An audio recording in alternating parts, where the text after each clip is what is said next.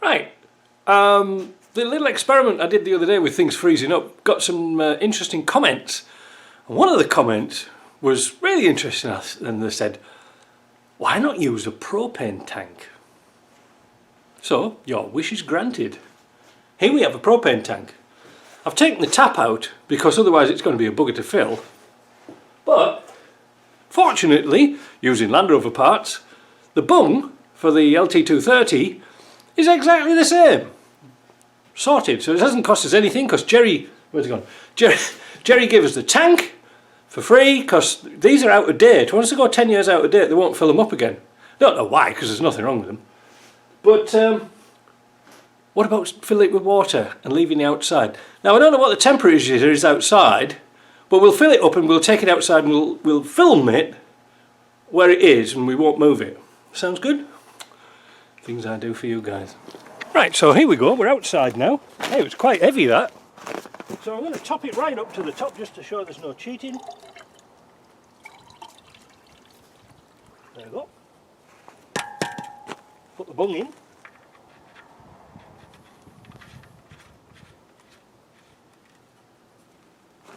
Now I'm not going to tighten down the bung with the key because that would be a waste of time, but we'll come back to that. What's the temperature at the moment is -10. Kind of warm, eh? But it says tonight it's going to be -16. So that should really sort the men from the boys. And mind you, looking at it, oh, these bloody smartphones. For the rest of the week, up until Wednesday, it's going to be quite mild. 1, 2, 1, 2.5, -2. Anyway, let's leave that and see what happens. Well, I'm also going to prep up some other experiments, so let's go back in the shop where it's a bit warmer. It was also suggested I do some copper pipe. Well, I thought, well, why not take it one step further and let's do some PEX as well. So that's full. There you go, so that's full. We're going to put a bung on it. If we can get the PEX ring on. There we go. Put that on. Put the bung in. There we go, squirty squirty. Clamp it up. There we go, that's nice and tight. Now, what about some copper? Well, that's going to be more interesting. Let's see if we can get some of the same size. Now, for the copper pipe, this proved to be a bit difficult. I'd just go down to the hardware shop and get some bits. I had a piece of copper pipe already cut in my pile, never threw anything out. As you know, we're in North America, we can only get 3/4. In Europe this would be 15mm, but the two fittings don't match, so we have to get some fittings to match.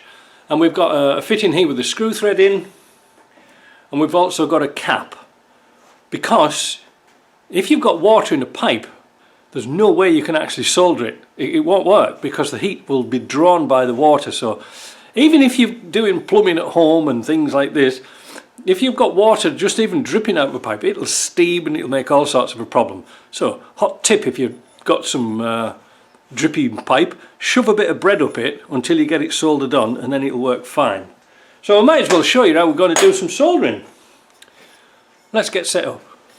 Products we're going to use: copper pipe, naturally, flux, and solder. This is 50/50 tin and lead. It works for me. Anyway, what we're first going to do is put some flux on the end of the pipe. We're going to warm up this is my method. I don't know if it'll work for you. Some people brush it on, but I'm too lazy. Warm the pipe up a bit. Oh, this is map gas, by the way. And dump it in the container. And you'll find there's no flux in there. Wait a minute, we'll warm it up a bit. There we go, how's that? Ah, that's better, see? Now we get our cap, we put it on, like that, make sure it goes all the way, put it in the vise, like that. Might do a little bit of a zoomie because this could be interesting. And not a lot of people know how to solder. You don't need much solder. I've seen people, it's all mounded up and things like this. Just let me get a bit of wire wool. I'll be back in a tick. Right, back. So we're going to apply some heat evenly all the way around, and I don't know if you could see that when I started to apply the heat, the solder, the flux, sorry, started to come out and expand. This is good.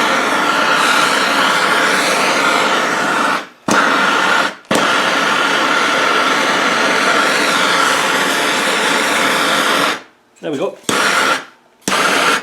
That's all it needs. Quick wipe off, that's why we need the wire wool, so no drips. And that's it. Right, now it's cooled down, we'll put the cap on. We don't really need to, like I say, fasten it down all that much. We just don't want it to leak out. We're not going to put thread tape on it or anything like that. There we go. So now we'll take both our pipes outside. Actually, it wasn't a bad guess that for length, was it? We'll take them outside and lay them on top of the propane tank, and we'll see what happens. So they're outside now, but I'd be keen to see what the actual PEX does. Because it's plastic, it could actually expand and might not split, I don't know, might do. But talking about PEX, when I installed solar panels on my roof a few years ago, and if you're in Canada, don't bother. The sun's too low in winter, so it doesn't, you're only getting half of the life in it. I did most of it because it's right at the far end of the shop, but I wanted it coming this way. So I did most of it in copper pipe, but when the transition between the end of the pipe and the actual circulation unit, I did in PEX.